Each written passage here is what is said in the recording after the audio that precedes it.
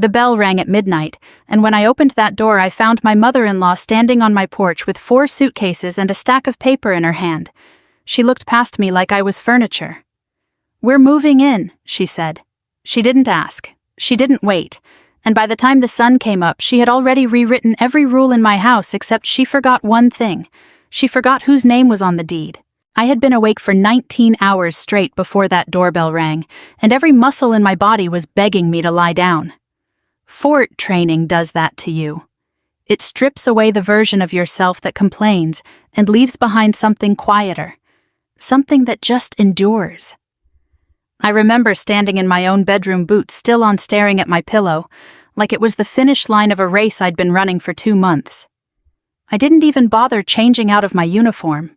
I just wanted 5 minutes of stillness before I had to be a wife again, a daughter-in-law again, a person with a name instead of a rank. Then the doorbell rang. I remember thinking nobody visits at this hour. I opened the door anyway because that's what discipline does to you. It makes you show up even when your body says no. And there they were. My mother-in-law Diane stood in the doorway like she owned the welcome mat. Behind her, my father-in-law Gerald was already dragging 2 suitcases up the steps, like this was a hotel he'd booked in advance. My sister-in-law Melissa stood off to the side, scrolling through her phone, not even looking up to acknowledge me. "We're moving in," Diane said. "No hello, no, how was your training, Anna?"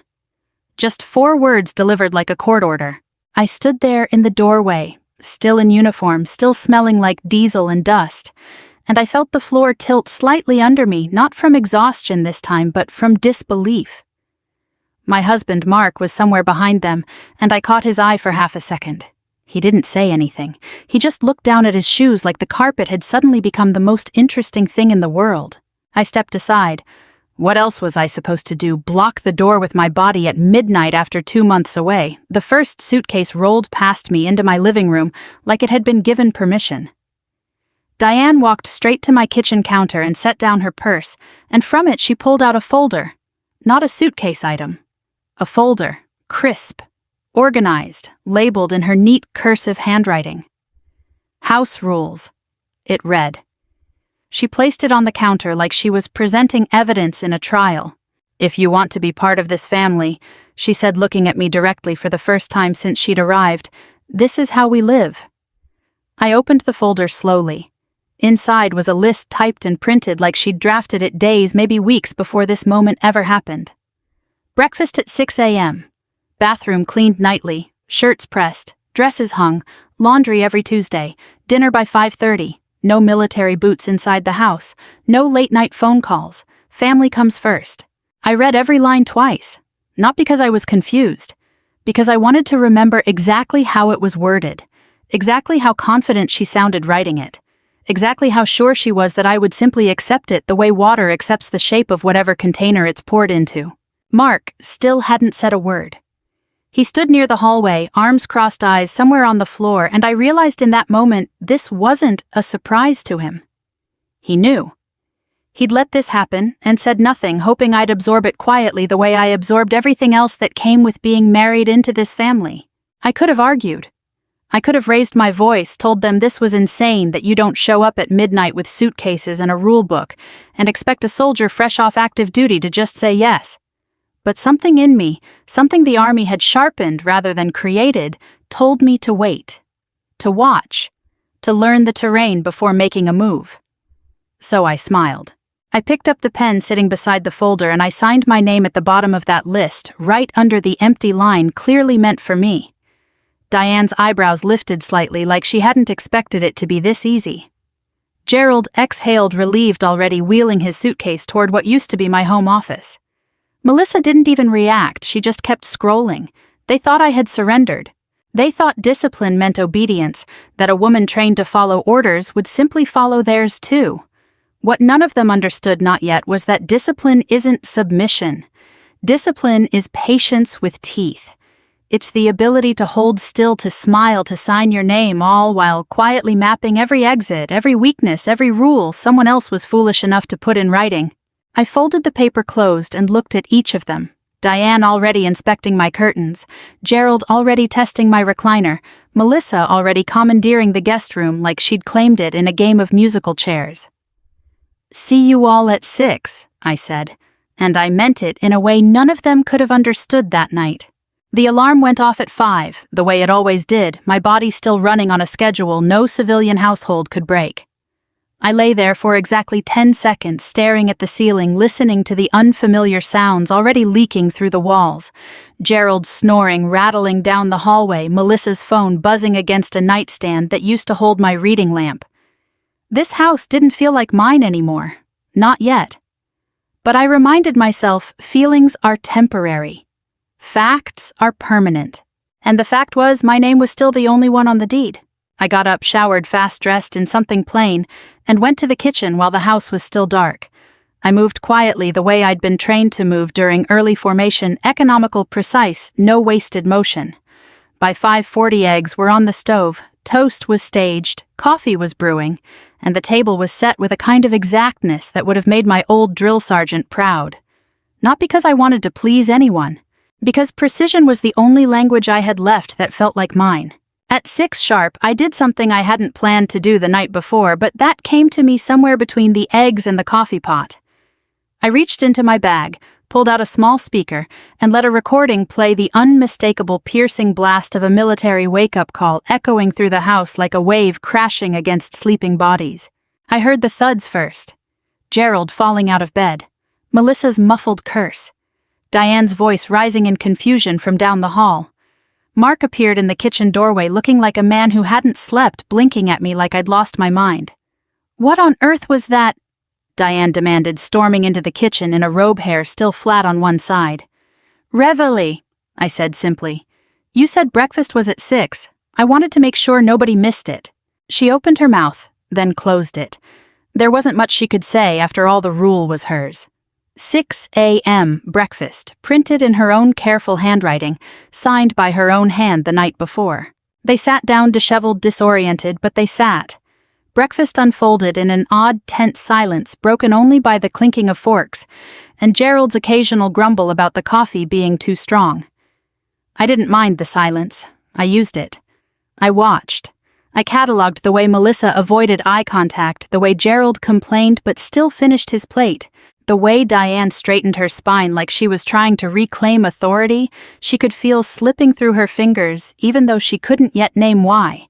When breakfast ended, I stood, cleared my plate, and returned a moment later with something I'd stayed up half the night preparing, not out of resentment but out of strategy. A printed schedule laminated with a clean header at the top, house operations schedule. I set it in the center of the table the way Diane had set her folder down the night before. Since we're all living under the same roof now, I said, my voice even almost pleasant. I thought it would help to divide responsibilities. Just like the rules say, family comes first. That means everyone contributes. I watched their faces as they read down the list. Diane bathroom inspection, Gerald trash duty, Melissa laundry rotation, Mark kitchen cleanup, Anna meal planning. For a moment, nobody spoke. Then Diane's mouth pressed into a thin line. "This is absurd," she said. "I am not on a chore chart in my own—" She stopped herself before finishing the sentence, but I heard it anyway. "My own house." Already, after less than 12 hours, the words had slipped out of her like they'd been sitting there ready long before she ever knocked on my door. I didn't raise my voice. I didn't argue. I simply reached over, opened the folder from the night before, and turned it so she could see her own handwriting staring back at her. "Family comes first," I read aloud, tapping the line. "I'm simply following the family rules." Gerald let out a short laugh, more nervous than amused, and looked away. Melissa rolled her eyes, but didn't object out loud. She just picked up the schedule and folded it into her lap like it was something she could quietly ignore later. Mark, for the first time since they'd arrived, looked at me with something like surprise. Not suspicion, not anger. Something closer to recognition, like he was seeing a version of me he hadn't accounted for when he agreed to let his family move in without asking. I refilled my coffee and let the silence stretch. I wasn't trying to win an argument that morning. I was laying the first brick of a structure they didn't know they were standing inside of, a structure built entirely from their own rules, their own signatures, their own words. Diane pushed back from the table, arms crossed, jaw tight. "We'll discuss this later," she said, like she still held some authority over how the day would unfold. "Of course," I said, smiling. Bathroom inspection is at 7. She didn't respond. She just stood turned and walked away, her slippers slapping against the floor in a rhythm that sounded a lot like frustration trying to disguise itself as dignity. I sat there a moment longer alone with my coffee, watching the sun rise fully through the kitchen window, and I felt something settle in my chest. Not triumph, not yet. Just the quiet certainty of someone who had learned the hard way that discipline isn't about control over others. It's about never losing control over yourself, especially when everyone around you is waiting for you to break first. By the end of the first week, the house had transformed into something none of them recognized, though I recognized it instantly. It looked sounded and moved like a unit under command. I kept a clipboard on the kitchen counter, its pages filled with checklists in my neat block handwriting, cleaning rotations, food inventory, weekly inspection dates circled in red.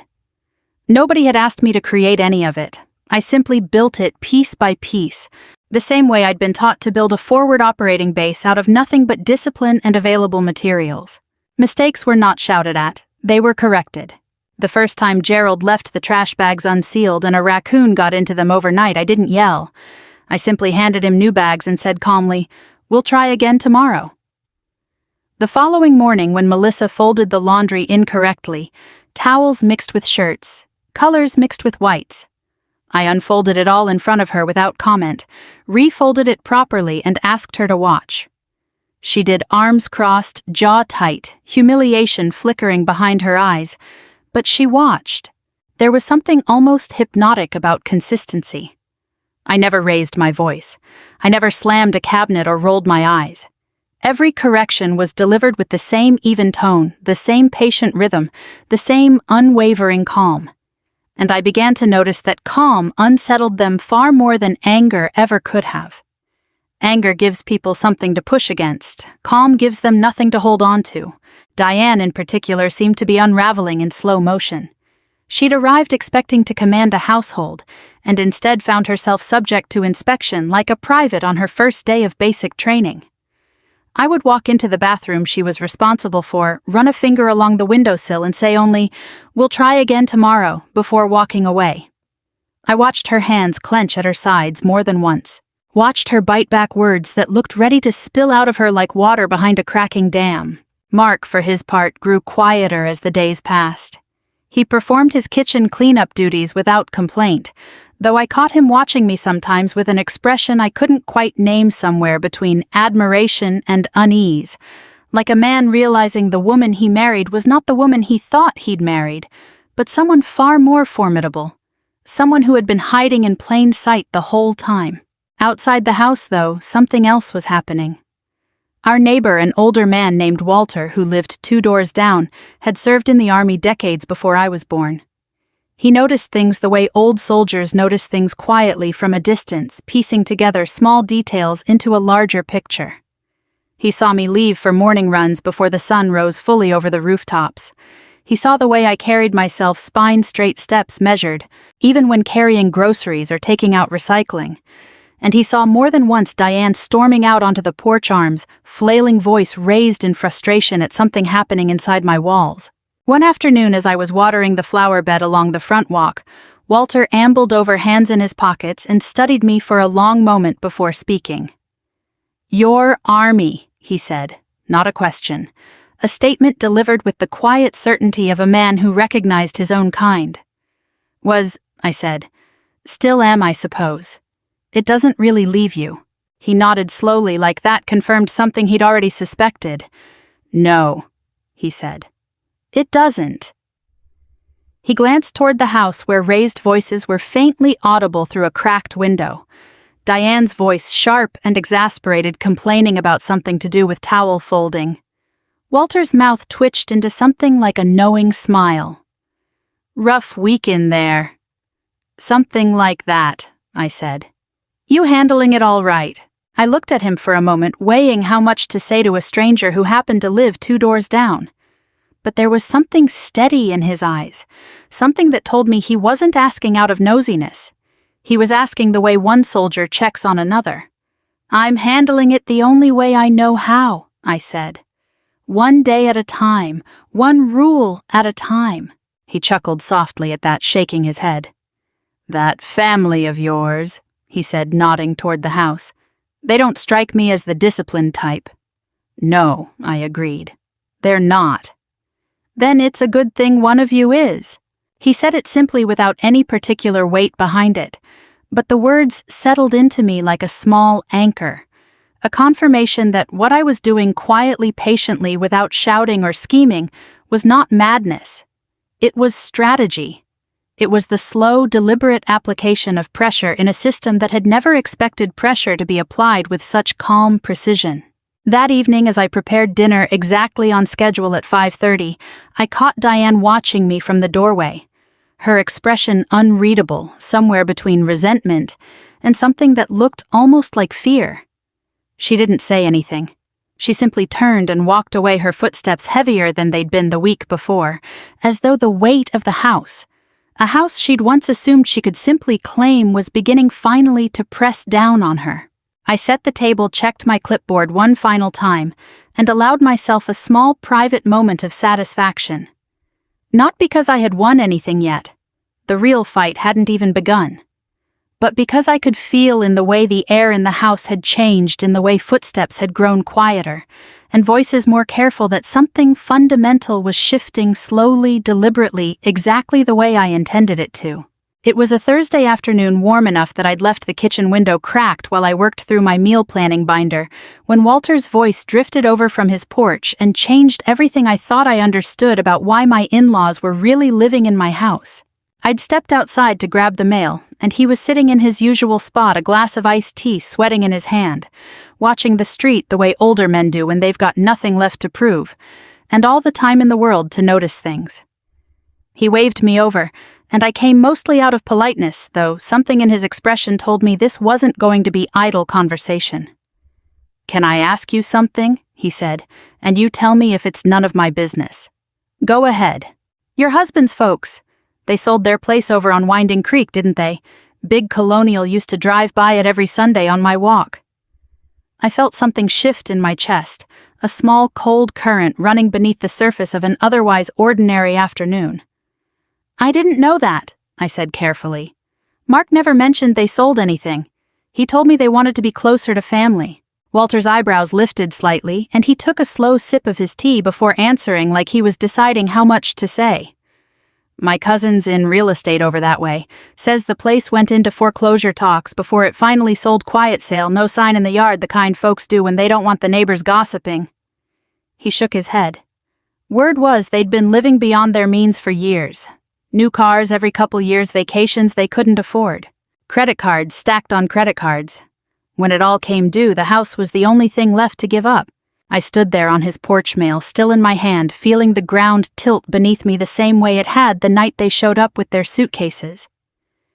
Every piece I'd been trying not to look at too closely suddenly arranged itself into a shape I couldn't unsee. The suitcases, the immediate rules, the assumption from the very first night that this house was simply theirs to occupy, theirs to reorganize, theirs to command. They hadn't come because they wanted to be close to family. They'd come because they had nowhere else to go, and somewhere along the way Mark had decided, without a single conversation with me, that I would be the solution to a problem he never told me existed.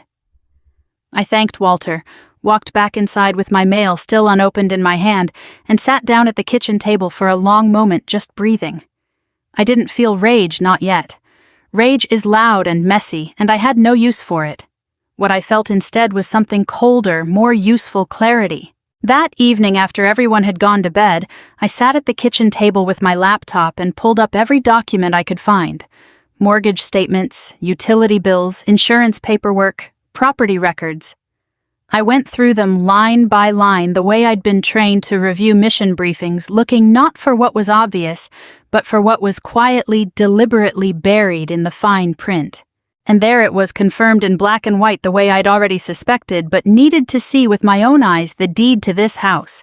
The mortgage, every legal document tied to these four walls carried only one name: mine, not Mark's. Not a joint account, not a shared asset accumulated over years of marriage. Mine from a home I'd purchased with money I'd saved during 3 separate deployments, long before Mark and I had even married. He'd moved in after our wedding, and somewhere in the comfortable blur of shared routines and shared meals, the distinction between my house and our house had softened in everyone's mind, including, apparently, his family's, who now behaved as though the house belonged to all of them equally simply by virtue of having unpacked their suitcases in it. I closed the laptop and sat in the dark kitchen for a long time, listening to the house settle around me. The creak of old wood, the hum of the refrigerator, the distant sound of Gerald's snoring rattling down the hallway like a freight train on a track that didn't belong to him. I thought about confronting Mark right then, waking him up, laying every document on the bed between us, demanding an explanation for why he'd let his parents move into a stranger's house, because that's what I was to him now, wasn't it? A stranger whose resources could be quietly absorbed without her knowledge or consent? But confrontation, I reminded myself, is not strategy. Confrontation gives the other side time to prepare a defense, and I had learned across years of training and deployment that the most effective operations are the quiet ones, the ones where the other side doesn't realize the terrain has shifted until it's already too late to reposition. So I didn't confront him. I didn't say a word. Instead, I opened a new folder on my laptop and I began building something far more important than a chore chart or a cleaning rotation. I began building a case, methodical, documented, undeniable, the same way I'd been trained to build any operation meant to succeed without a single shot fired. I closed the laptop just before midnight, checked that the doors were locked, and walked quietly past the guest room where Diane and Gerald slept, past the room where Melissa's phone still glowed faintly under her door, and finally into the bedroom where Mark lay sleeping, unaware that the wife he'd underestimated had just discovered exactly what kind of family he'd brought into her home, and exactly what she intended to do about it. The following Monday, I took a personal day. I hadn't planned to take dressed in plain clothes instead of uniform, and drove 20 minutes across town to the office of a lawyer named Patricia Hale, whose name I'd found through a quiet search the night I'd discovered the truth about the deed. Her office smelled like old paper and fresh coffee, and she listened to my situation with the kind of patient, unblinking attention that told me she'd heard versions of this story before, though maybe never quite like mine. I laid out everything on her desk, the mortgage documents, the property records, the utility bills, all of it carrying only my name. She reviewed each page slowly, occasionally making small notes in the margins, and when she finally looked up at me, her expression was calm but direct. "This house is entirely yours," she said. "No joint ownership, no shared title. Nothing that would give your husband's parents or sister any legal claim to residency here beyond what you choose to allow them. If you want them to leave, you have every right to ask them to leave. And if they refuse, there's a legal process for that too." I sat with that information for a long moment, feeling something settle inside me. Not triumph, but resolve, the quiet certainty of a soldier confirming that the ground beneath her feet was solid before advancing. "What would that process look like?" I asked. She explained it clearly without embellishment. A formal notice properly documented giving them a defined period of time to vacate. If they refused to comply after the notice period expired, the matter could proceed through the courts, though most situations, she said, resolved well before reaching that point, once people understood the paperwork was serious. I thanked her, gathered my documents, and drove home with a plan solidifying in my mind, not one built on anger, but on patience, the same kind of patience that had gotten me through 2 months of training, designed to break people who weren't built to endure it. But patience, I would learn over the following days, had its limits, because while I was quietly preparing my exit strategy for people who didn't belong in my home, Diane was busy convincing herself she'd never have to leave at all. It started small. The curtains in the living room, the ones I'd hung myself the year I bought the house, disappeared one afternoon, replaced with a heavier set Diane had apparently ordered without asking. When I asked her about it, she waved a hand dismissively. "Those old things were faded," she said. "I thought something new would brighten the place up." As though brightening my living room was a decision that belonged to her. Then it was my things in the hallway closet quietly relocated to make room for her coats and Gerald's golf clubs. Then it was the guest bedroom which Melissa had claimed the first night suddenly rearranged with furniture Diane had ordered online. A vanity, a full-length mirror, small domestic touches that spoke of permanence of a woman settling into a space she intended to occupy indefinitely. The final straw, though, the moment that told me exactly how deep the delusion had grown, came on a Wednesday evening, when Diane walked into the kitchen while I was preparing dinner and held out her hand, palm up, expectant. "I'll need the garage key," she said, as though requesting something entirely reasonable. "Gerald wants to set up his workbench out there. All those tools are just sitting in boxes, and it seems silly not to use the space properly." I looked at her hand, then at her face, and felt something cold and clear settle over me. The same clarity that comes right before executing a plan you've already rehearsed 100 times in your head. "The garage key," I repeated slowly. "Everything here belongs to the family," Diane said, straightening her spine in that way she did when she wanted to sound more certain than she felt. "We're not strangers living under your roof, Anna. We're family, and family shares." I set down the knife I'd been using to chop vegetables, wiped my hands on a dish towel, and looked at her directly, my voice even almost gentle. "You're right," I said. "Family should respect the owner's home." Something flickered across her face. Confusion, maybe, or the first faint tremor of unease, like she sensed the ground shifting beneath a sentence she hadn't quite parsed yet. She opened her mouth to respond, but I had already turned back to my vegetables, my tone closing the conversation as firmly as a door clicking shut. She stood there a moment longer, hand still slightly extended before finally letting it drop to her side, and walking away her footsteps quicker than usual, carrying with them the faint, unmistakable rhythm of someone who had just realized, without fully understanding why, that she'd said something she couldn't take back. That night, after the house had gone quiet, I sat at my kitchen table with Patricia Hale's business card in front of me, and a blank notice to vacate template open on my laptop screen. I filled in the details, slowly, deliberately choosing each word the way I'd once chosen words for mission reports that needed to be precise, unambiguous, impossible to misinterpret. I didn't feel anger as I typed. I felt something closer to grief for the marriage I'd thought I had, for the husband who'd let all of this happen, without a single word of warning for the family I'd tried in my own disciplined way to make room for. But grief, like anger, doesn't win wars. Only preparation does. I saved the document, closed my laptop, and went to bed knowing that the next morning would bring the beginning of the end.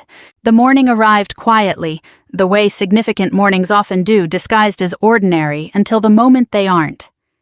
I woke at 5, same as always, and moved through my routine with the same measured calm I'd carried through every morning since they'd arrived, shower uniform, crisp clothes, coffee brewing, while the house still slept around me. But this morning, there was one difference tucked into my chest. Steady and quiet today, everything would change, and only I knew it yet. By 7:30, I heard the first car pull into the driveway. Diane, upstairs curling her hair in the bathroom mirror, called down without looking, "Who's here so early?" I didn't answer. I walked to the front door and opened it just as Patricia Hale stepped out of her car folder in hand, followed a moment later by a moving company van pulling to the curb behind her, and finally parking a respectful distance away a patrol car with a single officer inside. Not there to make arrests, Patricia had assured me, simply present to keep the peace if emotions ran high. By the time Diane came downstairs, curling iron still warm somewhere behind her, her face had already shifted from curiosity to alarm. She stood frozen in the living room doorway, staring out the window at the assembled scene in the driveway, and I watched confusion curdle slowly into something sharper. "What is this?" she demanded, turning to me. "Anna, what is going on?" Gerald appeared behind her, still in his robe, squinting against the morning light streaming through the windows. Melissa came down, last phone in hand as always, though even she looked up long enough to register that something serious was unfolding. I didn't raise my voice. I walked to the kitchen table where I had already laid out 2 documents side by side, the original House Rules folder, still bearing Diane's careful cursive signature from that first midnight, and beside it a fresh set of papers, stamped and dated by Patricia's office. "Please sit down," I said. "All of you." They didn't sit, not at first. Diane crossed her arms, refusing to move from the doorway, but Gerald, always more pragmatic than his wife, lowered himself slowly into a chair, sensing, perhaps before the others did, that resistance wouldn't change what was coming. I placed my hand flat on the notice to vacate document and slid it across the table toward them. "This house is mine," I said. "It was mine before Mark and I married, and it remains mine now. You've been given 30 days effective today to arrange alternate housing. Patricia here can answer any legal questions you might have about the process." Diane's face went through several transformations in rapid succession: disbelief, indignation, something close to panic. "You can't do this," she said, her voice cracking upward, sharper than I'd heard it since that first night. "This is our family. You don't just throw family out onto the street." I let the silence stretch for a moment, long enough that everyone in the room felt its weight before I answered. "Actually," I said, my voice steady, almost gentle, "I can." I reached over and picked up the original folder, the house rules still bound in its plastic sleeve, still bearing every signature from that first night, including Diane's own careful, confident handwriting at the bottom of the page. "You taught me that rules matter," I said, turning the folder so she could see her own signature staring back at her. "You wrote these rules yourself. You made me sign them. You told me, and I quote, 'If you want to be part of this family, this is how we live.'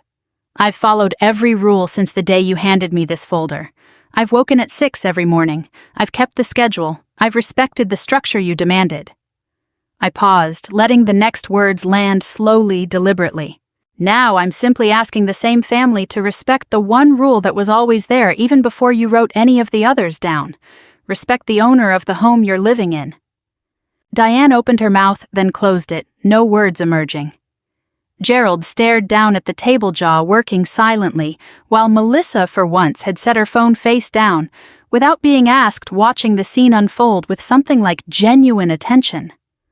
Mark, who had been standing silently near the hallway throughout the entire exchange, finally spoke, his voice low and unsteady. "Anna, can we talk about this? Just the two of us." I looked at him for a long moment, searching his face for the man I'd married, the one who used to write me letters during deployment, who used to tell me he admired my strength more than anything else about me. I still saw traces of him there, buried under months of silence and complicity. "We can talk," I said, "but the notice stands. 30 days. The officer near the door shifted slightly, not intervening, simply present a quiet reminder that this conversation, however emotional, would proceed according to the law, rather than according to raised voices or wounded pride. Patricia stepped forward, then calm and professional, and began walking Diane and Gerald through the specifics of the notice timelines. Right next steps, her voice a steady counterweight to the tension still humming through the room. I stood back and watched, feeling something unexpected settle over me. Not victory, not exactly. Something quieter than that. The particular stillness that comes after a difficult mission has been executed cleanly, without unnecessary casualties, without cruelty, just the inevitable consequence of choices made long before this morning ever arrived. Diane sat down finally, the folder still in her hands, staring at her own signature like it belonged to a stranger. And in some sense, I realized watching her, it did. The woman who'd signed those rules that first midnight had believed herself untouchable, certain that authority simply followed her wherever she chose to plant it. She hadn't yet learned what I'd spent years learning in uniform, that real authority isn't claimed. It's earned, maintained, and when necessary, enforced with documentation nobody can argue against. 30 days passed, the way difficult months often do, slowly in the moment, and then suddenly, all at once, gone. The house grew quieter each week, not from any single dramatic confrontation, but from the steady erosion of authority that comes when people realize the ground they thought they owned was never theirs to begin with. Diane stopped rearranging furniture. Gerald stopped mentioning the garage. Melissa spent most evenings on the phone, presumably arranging an apartment with friends, her voice carrying a resigned edge I hadn't heard from her before. Nobody shouted anymore. Nobody issued demands. The house rules folder sat untouched on the counter for most of that month, its authority quietly transferred without anyone ever saying so out loud, from the woman who'd written it to the woman who'd simply outlasted it. On the final morning I woke at 5 the way I always did, my body long past the point of needing an alarm to remind it of discipline. I moved through the kitchen in the pale, early light, cracking eggs, brewing coffee, setting the table, with the same careful precision I'd brought to that very first breakfast a month before. There was something almost ceremonial in repeating the ritual on this particular morning, like closing a loop that had opened the night 4 suitcases rolled through my front door. At 6 o'clock exactly, I heard footsteps coming down the stairs, slower than usual, heavier, carrying the particular weight of people walking toward an ending they'd finally accepted. Diane came first, dressed for travel, her hair pulled back simply instead of curled the way she usually wore it. Gerald followed, and then Melissa's suitcase already packed and waiting by the front door, exactly where 4 suitcases had once been dropped without permission a month earlier. Nobody spoke as they sat down. There were no complaints about the coffee, no comments about the eggs being under or overcooked. Just the quiet clinking of forks against plates, the same sound that had once accompanied tension and resistance, now carrying something closer to resignation, and maybe underneath that something like respect neither of us would have called by that name out loud. When breakfast ended, I stood, cleared the plates the way I always had, and then returned to the table with something I'd prepared the night before, staying up long after everyone had gone to sleep. I set it down in front of Diane, a simple wooden frame, holding behind its glass the very first page of the House Rules folder, the one she'd handed me that midnight a month ago, her signature still visible at the bottom in careful, confident cursive. Beneath her original list, I had added a single line, printed in the same clean font as everything else in that folder. Respect goes both ways. Diane stared at it for a long moment, her hands resting flat on the table on either side of the frame, and for the first time since she'd arrived, I saw something in her face that wasn't anger or entitlement or wounded pride. It looked instead like understanding, late, reluctant, but real. She didn't say thank you. She didn't apologize either. She simply nodded, once picked up the frame and tucked it carefully into her bag like something worth keeping despite everything it represented. They gathered their suitcases quietly one by one and moved toward the door. Gerald paused at the threshold long enough to look back at me, his expression unreadable, and said only, "Take care of yourself, Anna," before stepping out into the morning light. Melissa said nothing at all, simply nodded in my direction before disappearing down the front walk toward the car already idling at the curb. Mark stayed behind after the others had gone, standing in the kitchen doorway, hands shoved deep into his pockets, looking older somehow than he had a month before. "I'm sorry," he said finally, his voice quiet, stripped of the defensiveness he'd carried through most of the past weeks. "I should have talked to you before any of this happened. I should have protected you from it instead of letting you handle it alone." I looked at him for a long moment, weighing the words, weighing the man who'd spoken them, searching for some flicker of the partnership I'd once believed we had. I can't stay married to someone who only remembers respect exists after he's lost everything else. I said, my voice steady, without cruelty, but without softness either. "I don't say that with hatred, Mark. I say it because it's true, and because I've spent the last month learning that boundaries only matter if you're willing to enforce them, even with people you love." He nodded slowly, understanding settling over his features like something heavy finally set down after being carried too long. There was no argument left in him, no defense to offer. He gathered his own things quietly over the following days, and within 2 weeks our marriage had been formally dissolved. Closed, not in bitterness, but in the same calm, deliberate discipline I'd brought to every other part of this ordeal. I stood in my kitchen alone for the first time in over a month, sunlight streaming through the window the way it had that very first morning, and I felt something unfamiliar settle into my chest. Not triumph, not really, but peace, earned the hard way, the only way that ever truly lasts. The army taught me discipline, life taught me boundaries. And that morning, at 6 a.m., in a kitchen full of people who thought authority could simply be claimed by showing up uninvited, everyone finally learned the difference. If this story moved something in you, I'd love to hear where it landed. Have you ever had to draw a line with family even when it broke your heart to do it? Drop a comment below and let me know where you're watching from tonight. I always love seeing how far these stories travel. We share stories like this every single day, so if you don't want to miss the next one, go ahead and subscribe now. There's so much more waiting for us to go through together, one story at a time.